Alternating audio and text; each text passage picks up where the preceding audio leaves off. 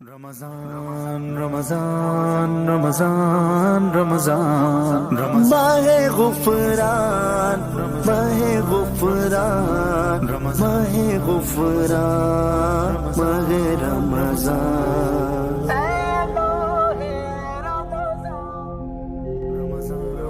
رمضان رمضان رمضان ماہ غفران ماہ غفران ماہ غفران ماہ رمضان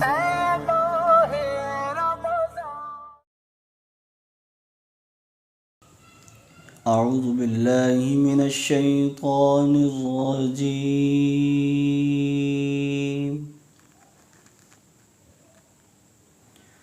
بسم اللہ الرحمن الرحیم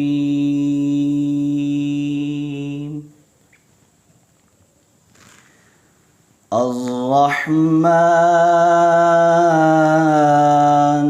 علم القرآن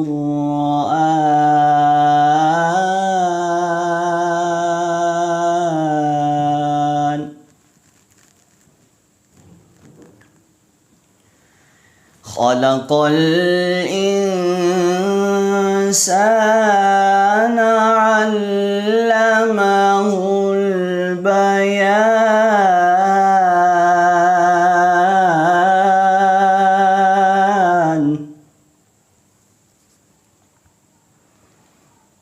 الشمس والقمر بحسبان صدق اللہ العظیم اعوذ باللہ من الشیطان الرجیم بسم اللہ الرحمن الرحیم محترم ناظرین، آپ دیکھ رہے ہیں انعام رمضان ٹرانسمیشن 2022 کی نشریات، اور آپ کا میزبان علی احمد مکی آج کے اس پینل سے حاضر خدمت ہے۔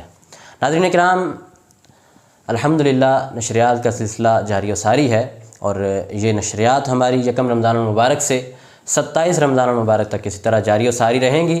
روزانہ رات 10:30 پر یہ پروگرام چلایا جاتا ہے، اور آپ یہ پروگرام دیکھتے ہیں اسلامک یوتھ پارلیمنٹ کے آفیشیل فیس بک پیج اور یوٹیوب چینل سے براہ راست۔ اور اگر ابھی تک آپ نے اسلامک یوتھ پارلیمنٹ کا یوٹیوب چینل سبسکرائب نہیں کیا یا فیس بک پیج آپ نے ابھی تک لائک نہیں کیا تو دیر مت کیجئے، ابھی جائیے یوٹیوب چینل پہ اس کو سبسکرائب کیجئے، اور ساتھ ہی بیل آئیکن کو بھی پریس کر دیجئے تاکہ ہر آنے والی نئی ویڈیو آپ تک جلد پہنچ جائے۔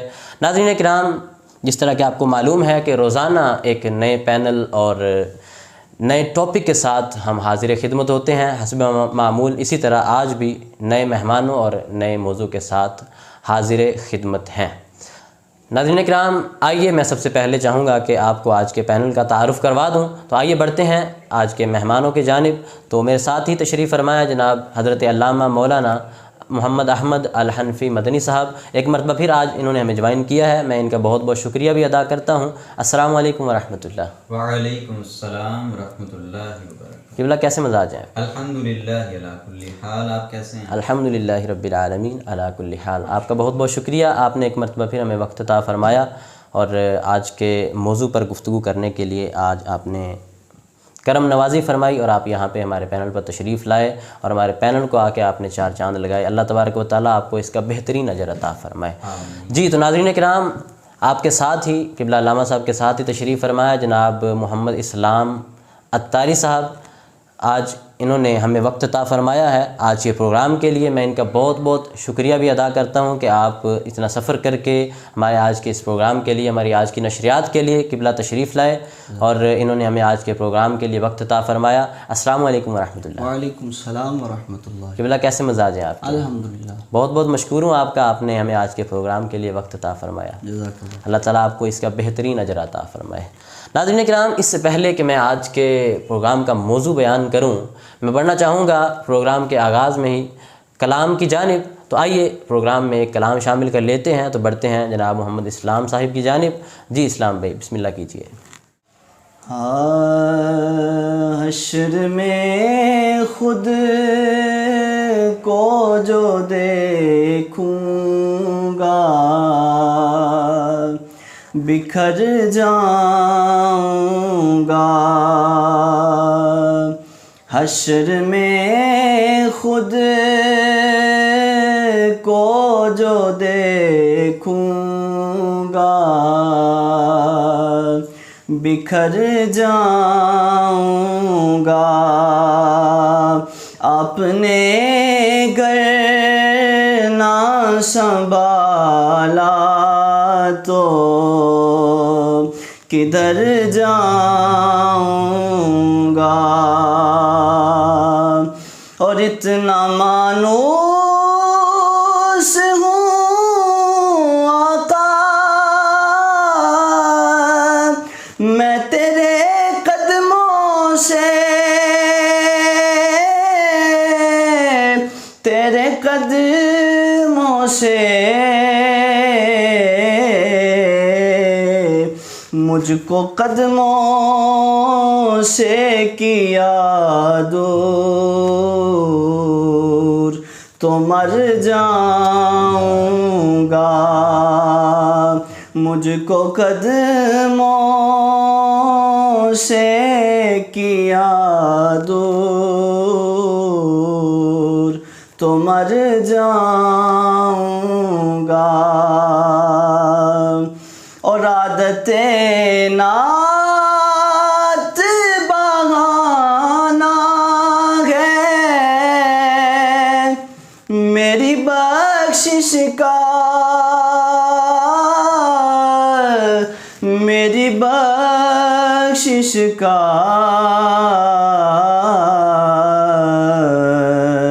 نعت پڑھتے ہوئے پل سے میں گزر جاؤں گا، نعت پڑھتے ہوئے پل سے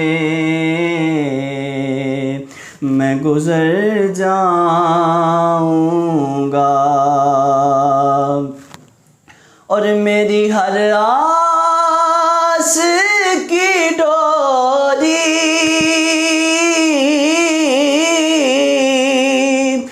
در پنجتر سے جڑی، در پنجتر سے جڑی،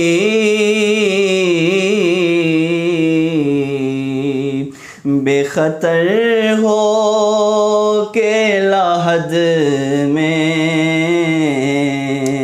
میں اتر جاؤں گا، بے خطر ہو کے لاحد میں میں اتر جاؤں گا، اور اس سے بڑھ کر نہیں اعزاز کوئی اور ضیا، کوئی اور ضیا،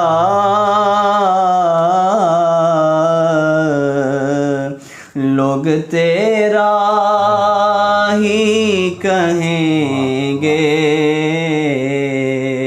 میں جدھر جاؤں گا، کہ لوگ تیرا ہی کہیں گے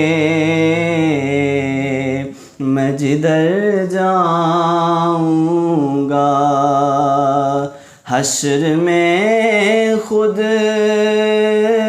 کو جو دیکھوں گا، بکھر جاؤں گا، اپنے گھر نہ سنبھالا تو کدھر جاؤں گا۔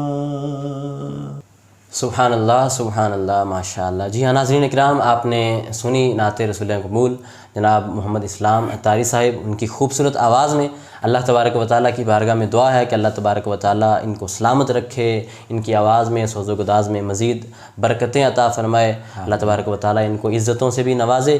ناظرین اکرام، ابھی ہم نے پروگرام میں شامل کیا ایک کلام آئیے بڑھتے ہیں آج کے پروگرام کے موضوع کی جانب۔ جی ہاں، آج کے پروگرام کا موضوع ہے اچھے حکمران کے اوصاف۔ وقت کی ضرورت ہے، اسی کے پیش نظر ہم نے اس ٹاپک کو بھی چنا کہ کیوں نہ ہو اس ٹاپک کو چن کے تو اس موضوع پر کچھ قبلہ علامہ صاحب سے گفتگو کروائی جائے۔ قبلہ علامہ صاحب کچھ اس کے چند اہم پہلو بیان فرمائیں گے انشاءاللہ۔ یہ بڑھ رہے ہیں ہم قبلہ علامہ صاحب کی جانب۔ علامہ صاحب، میں نے جس طرح اپنے ناظرین کے ساتھ موضوع شیئر کیا کہ آج کے پروگرام کا موضوع ہے اچھے حکمران کے اوصاف، تو آغاز میں چاہوں گا کہ اس کے حوالے سے کچھ تمہیدی گفتگو آپ فرما دیں۔ بسم اللہ الرحمن الرحیم، بسم اللہ والحمد للہ والصلاة والسلام علی من لا نبی بعدہ۔ سب سے پہلے تو میں آپ کا شکریہ ادا کرتا ہوں کہ آپ نے اس پلیٹ فارم سے ایک بار پھر مجھے گفتگو کرنے کا موقع دیا ہے۔ میں اپنی جانب سے بھی اگر ناظرین ہمیں دیکھ رہے ہیں، سن رہے ہیں، تو میں اپنی جانب سے بھی ان کو دعوت دوں گا کہ ہمارا سوشل میڈیا نیٹ ورک ہے اسلامک یوتھ پارلیمنٹ، تو اگر ابھی آپ نے ہمارے سوشل اکاؤنٹس کو وزٹ نہیں کیا تو جلدی سے وزٹ کیجئے تاکہ آپ بھی دین کی خدمت کے اس عظیم مشن کے اندر شامل ہو سکیں۔ اب گفتگو کو جو ہے وہ موضوع کی طرف لے کے آتے ہیں۔ موضوع ہے جی اچھے حکمران کے اوصاف۔ جی، اگر اس گفتگو اس موضوع کا بیک گراؤنڈ دیکھا جائے یا موضوع کو ہم نے کس چیز کی طرف لے کے جانا ہے تو وہ ہے اسوہ حسنہ۔ سبحان سرکار دو عالم صلی اللہ تعالیٰ علیہ وآلہ وسلم کے اسوہ کی روشنی میں ہم جانیں گے اچھے حکمران کے اوصاف کیا ہوتے ہیں۔ مگر سب سے پہلے میں کچھ تمہیدی گفتگو کر دیتا ہوں تاکہ ہمارے گفتگو کا ایک سٹارٹ بن جائے، ہمارے موضوع کا ایک جو ہے وہ سٹارٹ بن جائے۔ سب سے پہلی بات تو یہ ہے کہ انسان کے تعلقات جو ہے وہ دو طرح کے ہوتے ہیں۔ ایک تعلق ہوتا ہے اس کا رب کے ساتھ اور دوسرا تعلق ہوتا ہے اس کا مخلوق کے ساتھ۔ جی، بسا اوقات ایسا ہوتا ہے کہ انسان کا تعلق رب کے ساتھ تو بڑا مضبوط ہوتا ہے مگر مخلوق کے ساتھ تعلق میں بندہ کمزور ہوتا ہے۔ اور دوسرا پہلو یہ ہے کہ بسا اوقات مخلوق سے تعلق بڑا مضبوط ہوتا ہے، ان کی ہمدردی، ان کا احساس، ان کی خدمت کا جذبہ، مگر رب کے ساتھ تعلق کمزور ہوتا ہے۔ اس کی مثال کافروں کہ جو آرگنائزیشنز بنی ہوتی ہیں ویلفیئر کی، کہ وہ خدمت تو انسانیت کی کر رہے ہیں مگر رب کی بارگاہ سے دور رہ کر، ان کا تعلق رب سے نہیں ہوتا۔ اچھا، دوسری چیز یہاں پر یہ ہے کہ جو بندے کا تعلق انسانوں کے ساتھ ہوتا ہے تو اس کے مختلف پہلو ہوتے ہیں۔ بسا اوقات میرا آپ سے تعلق ایک رشتہ دار کے طور پر بھی ہو سکتا ہے، میرا کسی سے تعلق سیاسی وابستگی سے بھی ہو سکتا ہے، میرا کسی سے تعلق عدالتی کارروائی کے طور پر بھی ہو سکتا ہے، تجارتی معاملات میں بھی میرا کسی سے تعلق ہو سکتا ہے۔ اور ضروری نہیں ہے کہ بندہ جس سے تجارتی معاملات اچھے رکھے تو ایک رشتہ دار کے طور پر بھی اس سے بندہ اچھا ہو، ایسا ضروری نہیں ہوتا۔ یعنی انسان ہونے کے ناطے اگر ہم کسی ایک ڈپارٹمنٹ میں اچھے ہیں تو کسی دوسرے ڈپارٹمنٹ میں ہمارے اندر کمزوری لازمی پائی جاتی ہے۔ ہم 100% پرفیکٹ نہیں ہیں in every department of life, ٹھیک ہے جی۔ لیکن اگر ہم غور کریں کہ امام الانبیاء علیہ السلام کی لائف کیسی تھی، تو غور کرنے پر ہمیں پتہ چلے گا کہ اگر ان کے تعلق کو ہم رب کی طرف جوڑتے ہیں تو پھر رب کے ساتھ تعلق میں وہ کسی بھی انسان کے برابر نہیں ہو سکتے، کسی بھی انسان کا ایسا تعلق رب کے ساتھ نہیں ہو سکتا جو محبوب کریم صلی اللہ علیہ وسلم نے اپنے رب کے ساتھ محبت نبھائی ہے۔ تو رب کے ساتھ تعلق بھی با کمال ہے، اور مخلوق کے ساتھ تعلق دیکھیں تو ایک باپ ہونے کی حیثیت سے نبی کریم صلی اللہ تعالی علیہ وآلہ وسلم کی شخصیت سے بڑھ کر دنیا میں بہترین باپ کوئی نہیں ہو سکتا۔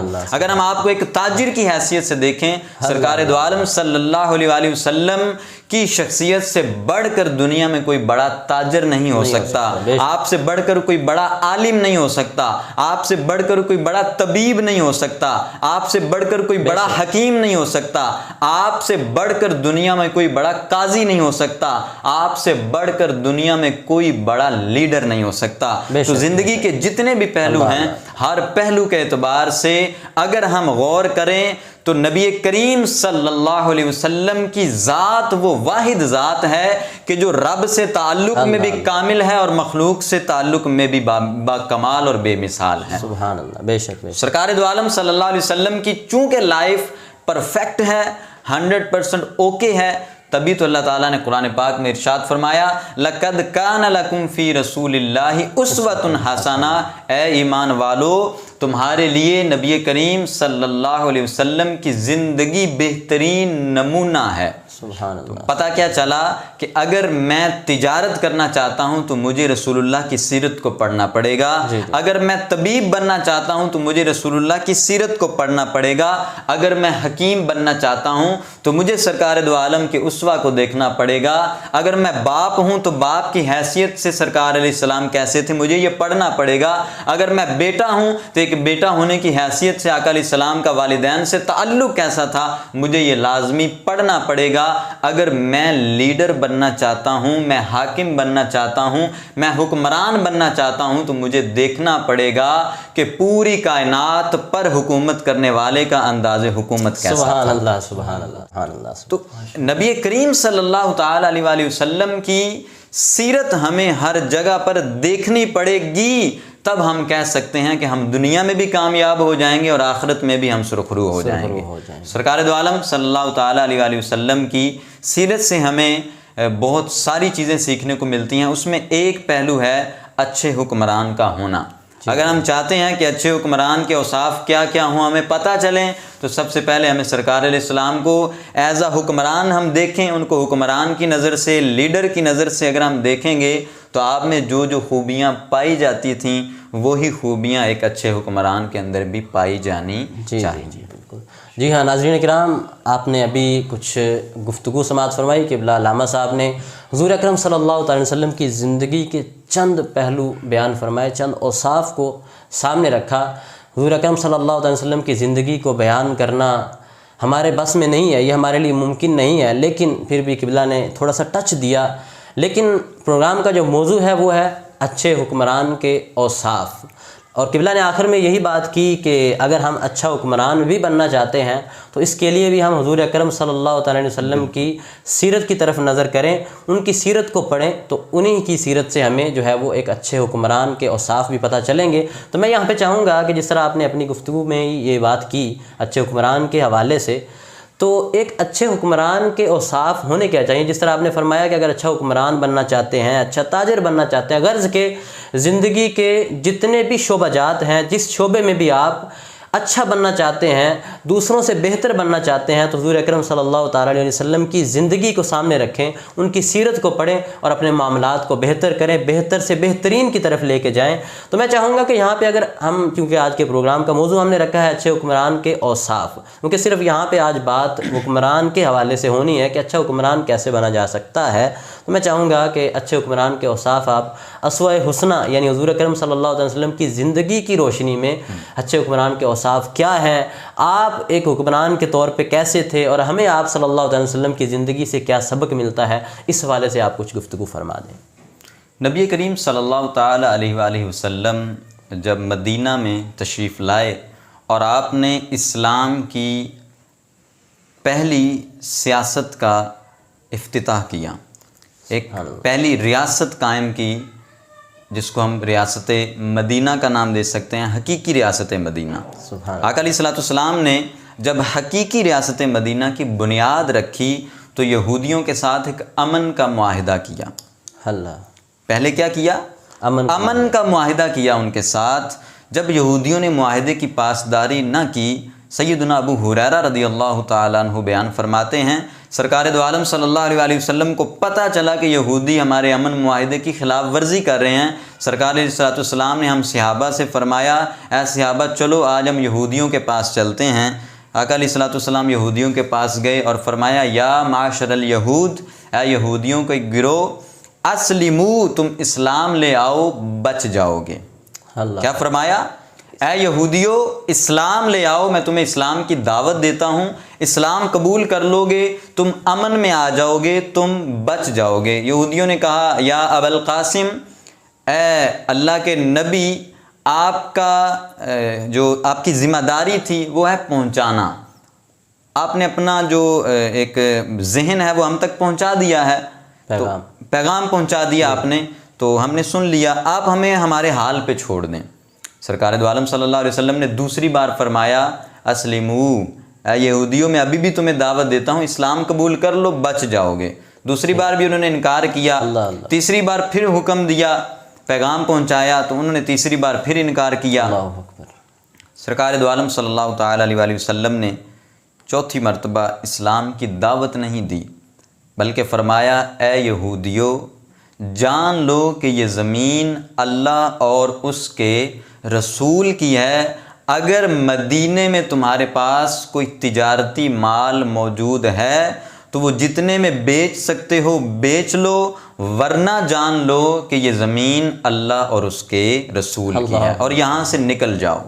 آقا علیہ الصلوۃ والسلام کی سیرت سے ہمیں یہ سیکھنے کو ملا کہ اچھے حکمران کا سب سے پہلا وصف یہ ہے کہ وہ دین کی سربلندی کی کوشش کرنے والا ہو، اسلام کی تبلیغ کو ہر پہلو سے سب سے پہلے رکھے، اس کو ترجیحی بنیادوں پر اس پر عمل درآمد کروانے والا ہو۔ اس کی وجہ کیا ہے کہ جب بھی کوئی لیڈر بنتا ہے، کوئی حاکم بنتا ہے، کوئی حکمران بنتا ہے تو وہ اس ریاست کا سب سے بڑا با اختیار شخص ہوتا ہے، اس کے پاس سارے اختیارات ہوتے ہیں، وہ جو حکم کرے اگلے ہی لمحے اس حکم پر عمل کر دیا جاتا ہے۔ تو ایک حاکم کا پہلا وصف یہ ہونا چاہیے کہ وہ دین کی سربلندی کے لیے کوشش کرے، کہ جب اس کے پاس سب سے زیادہ اختیارات ہیں اٹس مینز کہ وہ سب سے زیادہ اچھے انداز میں اسلام کی اشاعت کر سکتا ہے، سب سے زیادہ اچھے انداز میں اسلام کی تبلیغ کر سکتا ہے۔ تو ایک اچھے حکمران کا پہلا وصف یہ ہے کہ وہ دین اسلام کو سب سے پہلے جو ہے وہ ترجیحی بنیادوں پر اپنی ریاست کے اندر رائج کرے، اپنی ریاست کے سارے معاملات اسلامی تعلیمات کی روشنی میں بجا لائے۔ جب وہ ایسا کرے گا تو اس کی ریاست حقیقی ریاست مدینہ کا عکس بن جائے گی۔ تو یہ پہلا وصف ہے اسلامی حاکم کا۔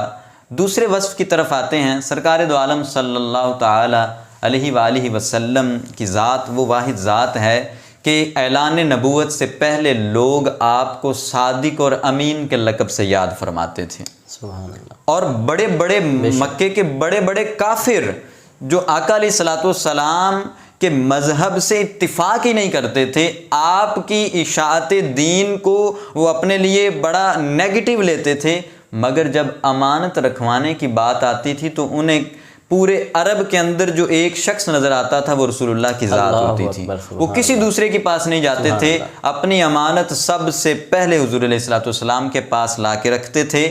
وجہ کیا تھی؟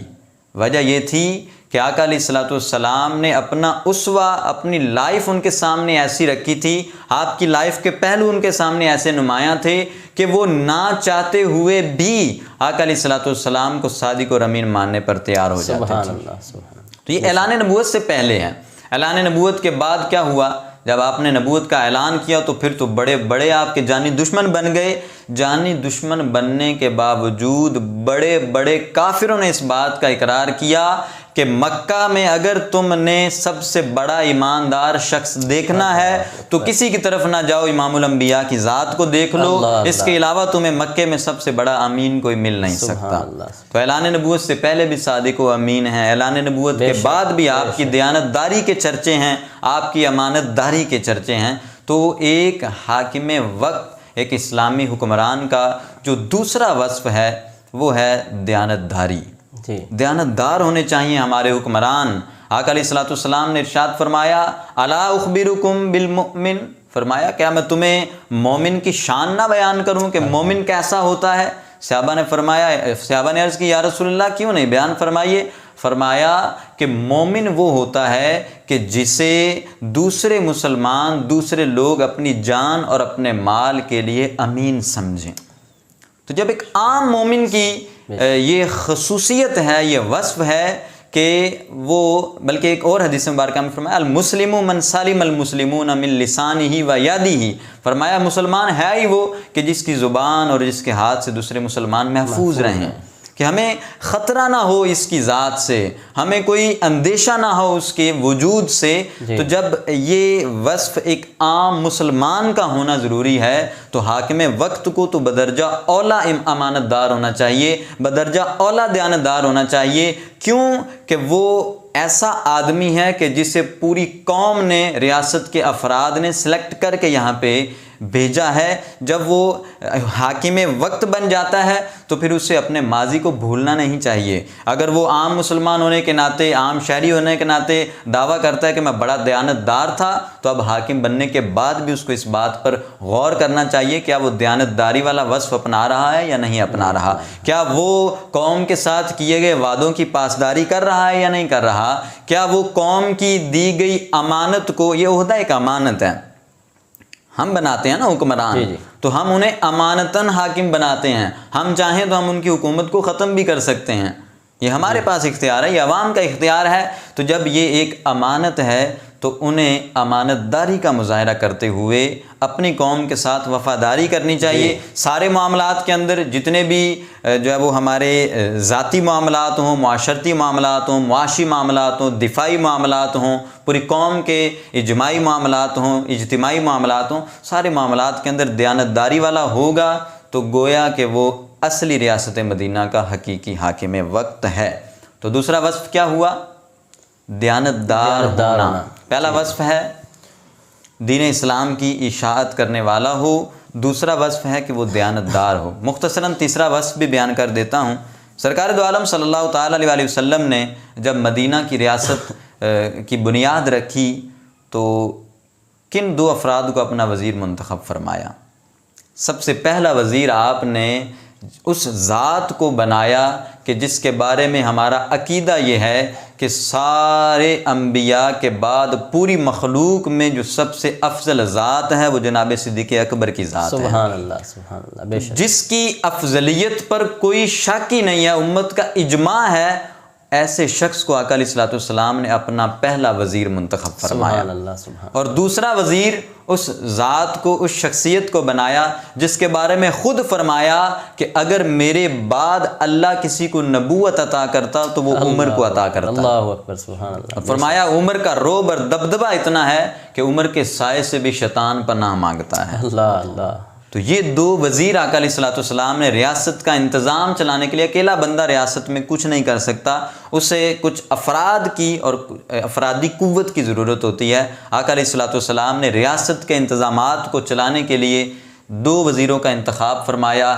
پہلا وزیر مسلمانوں کا پہلا خلیفہ بنا اور دوسرا وزیر مسلمانوں کا دوسرا خلیفہ بن سبحان گیا۔ اللہ، سبحان یعنی ان کے اندر اوصاف اتنے تھے کہ انہوں نے نائب رسول ہونے کا حق ادا کر دیا، اور امت نے اس دور میں آنکھیں بند کر کے آقا علیہ الصلوۃ والسلام کے بعد پہلا خلیفہ جناب صدیق اکبر کو منتخب فرمایا۔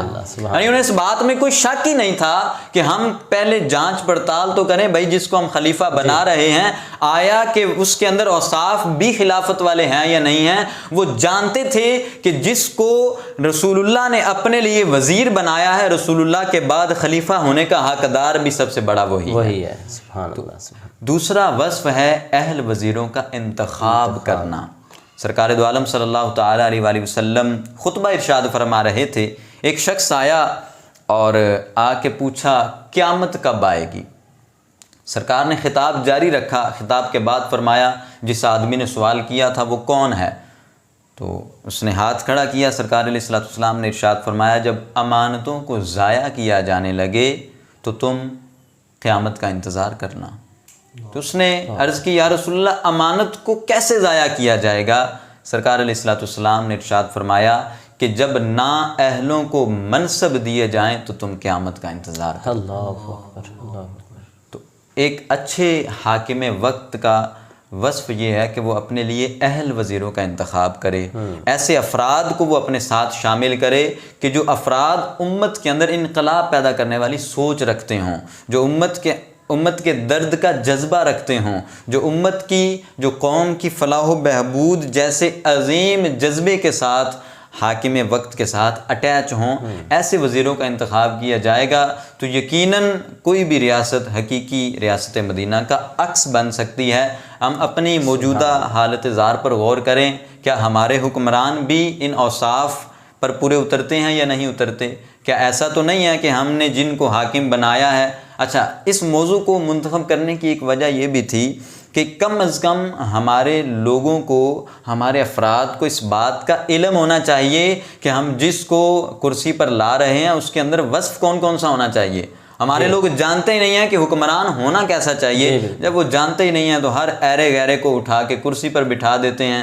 جب وہ بندرنما حکمران کرسی پر آ کے بیٹھتے ہیں تو پھر وہ اپنی ذاتی خواہشات کو امت کے مسائل پر ترجیح دیتے ہیں، جس کی وجہ سے قوم کا بیڑا غرق ہوتا ہے، قوم تباہی کی طرف جاتی ہے، ریاست تباہی کی طرف جاتی ہے۔ پھر اغیار ہم پہ حملے کرتے ہیں، وہ ہمیں طرح طرح کی باتیں سناتے ہیں، پھر قوم کا جو عروج ہے وہ زوال کی طرف آتا ہے، پھر قوم پستی کا شکار ہوتی ہے۔ تو ہمیں غور کرنا چاہیے کہ جن کو ہم حاکم بنا رہے ہیں، آیا کہ وہ ان اوصاف پر عمل پیرا ہیں بھی یا نہیں ہیں؟ کیا ان کے اندر یہ اوصاف ہیں جو آقا علیہ الصلوۃ والسلام نے ایک بندہ مومن کے لیے ہونے چاہیے؟ سرکار نے بیان بھی فرمائے ہیں۔ اگر ان کے اندر یہ اوصاف ہیں تو پھر ہمیں ایسے شخص کو آنکھیں بند کر کے حاکم بنا دینا چاہیے، کیونکہ ہم جانتے ہیں کہ جو شخص سرکار کی سیرت پر عمل پیرا ہے وہ کبھی بھی گمراہ نہیں ہو سکتا، وہ خود بھی گمراہ نہیں ہو سکتا اور پوری قوم کو بھی گمراہ نہیں کر سکتا۔ جب وہ خود ہدایت پر ہوگا تو اس کی قوم بھی ترقی کی طرف جو ہے وہ گامزن رہے گی۔ تو ایک اچھے حکمران کے یہ چند اوصاف میں نے آپ کے سامنے رکھنے کی کوشش کی۔ سبحان اللہ۔ جی ناظرین کرام، آپ نے ابھی قبلہ علامہ صاحب کی گفتگو سماعت فرمائی۔ آپ نے بہت ہی خوبصورت انداز کے اندر ایک اچھے حکمران کے اوصاف کیا ہونے چاہیے حضور اکرم صلی اللہ علیہ وسلم کی زندگی کی روشنی میں، آپ کے اسوہ حسنہ کی روشنی میں قبلہ نے بیان فرمائے بہت ہی خوبصورت انداز میں۔ ناظرین، جس طرح بھی آپ نے بہت ہی خوبصورت گفتگو سماعت فرمائی، انشاءاللہ ابھی ہم پروگرام کو ویسے اختتام کی طرف لے کے جانا چاہ رہے ہیں، لیکن آخر میں ایک مرتبہ پھر ہم علامہ صاحب کی جانب بڑھیں گے، مگر میں چاہوں گا یہاں پہ پروگرام میں ایک کلام شامل کر لیا جائے۔ تو آئیے بڑھتے ہیں جناب محمد اسلام صاحب کی جانب، اور میں ان سے ریکویسٹ کرتا ہوں کہ ہمارے پروگرام میں ایک کلام شامل کیجیے۔ جی اسلام بھائی۔ حضور میری تو ساری بہار آپ سے ہے،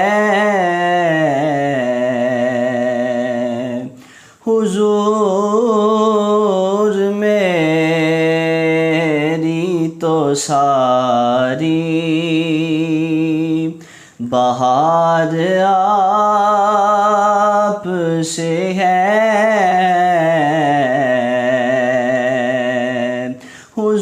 حضور میری تو ساری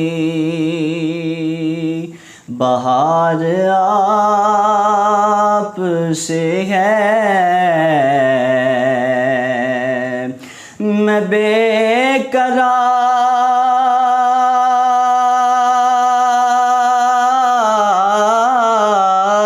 قرار، میں بے قرار تھا، میرا قرار آپ سے ہے، حضور میری تو ساری اور میری تو ہستی کیا ہے، میرے غریب نواز، میری تو ہستی کیا ہے، میرے غریب نواز، جو مل رہا ہے مجھے سارا پیار آپ سے ہے،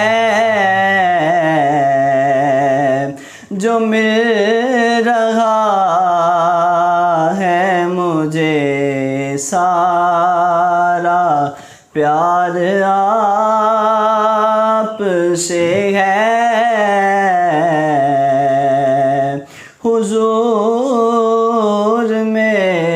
میری تو ساری میں اس یقین سے زندہ ہوں آپ میرے ہیں میں اس یقین سے زندہ ہوں آپ میرے ہیں میری حیات کا دارو مدار آپ سے ہے میری حیات کا دارو مدار آپ سے ہے حضور میری تو ساری سیاہ کار ہوں آقا بڑی ندامت ہے سیاہ کار ہوں آقا بڑی ندامت ہے قسم خدا کی یہ میرا وقار آپ سے ہے قسم خدا کی یہ میرا وقار آپ سے ہے حضور میری تو ساری اور محبتوں کا صلہ ایسے کون دیتا ہے محبتوں کا صلہ ایسے کون دیتا ہے سنہری جالیوں میں یار غار آپ سے ہے سنہری جالیوں میں یار غار آپ سے ہے حضور میری تو ساری اور حضور آپ کی یادوں میں اشک بہتے ہیں حضور آپ کی یادوں میں اشک بہتے ہیں یہ آنکھ تیری ضیا اشک بار آپ سے ہے یہ تیری آنکھ ضیا اشک بار آپ سے ہے حضور میری تو ساری بہار آپ سے ہے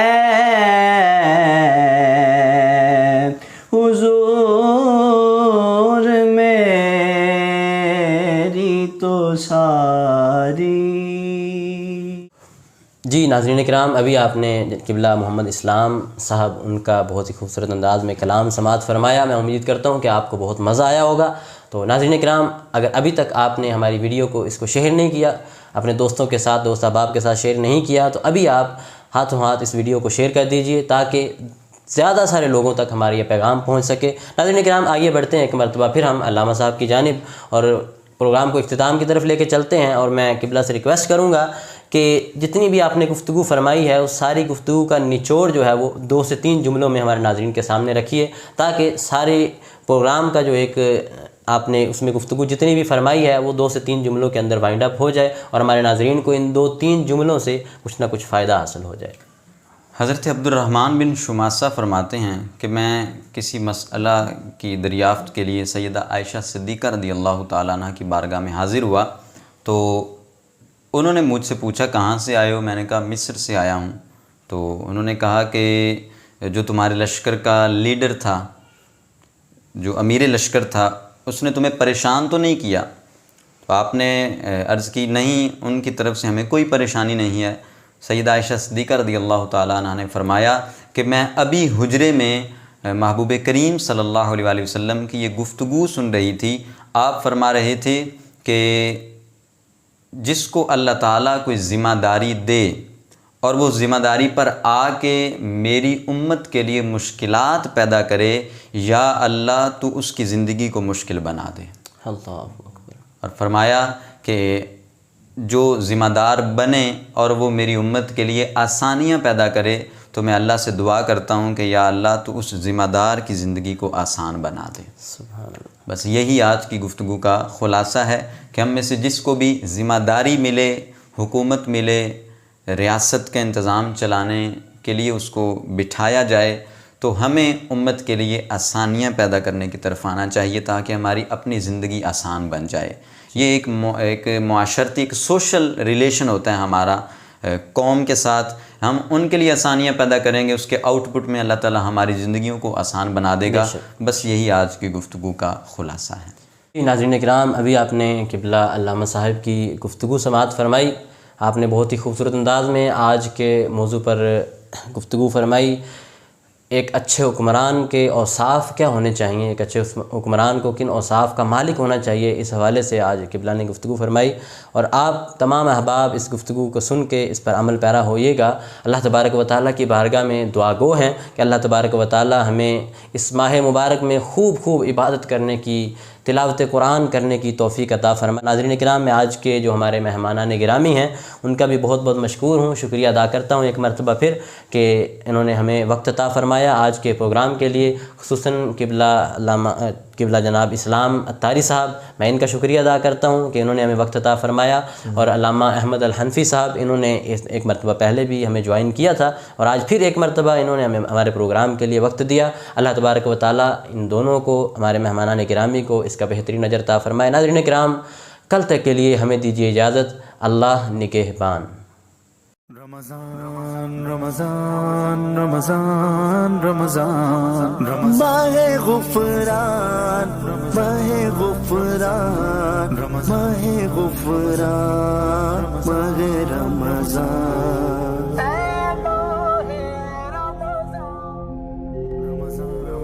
رمضان رمضان رمضان ماہ غفران، ماہ غفران، ماہ غفران، ماہ رمضان.